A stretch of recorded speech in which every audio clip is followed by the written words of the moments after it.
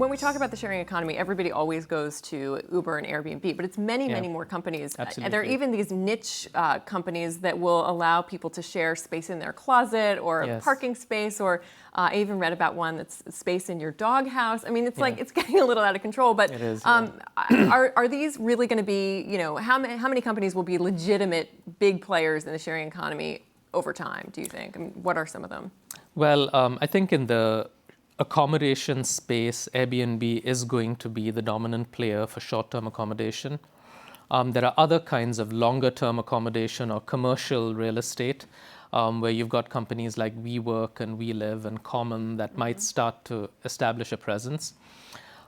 In the transportation sector, I think it's limitless at this point because we've only scratched the surface. We're at the early stages of a really fundamental shift in how we get our mobility, how we get our transportation.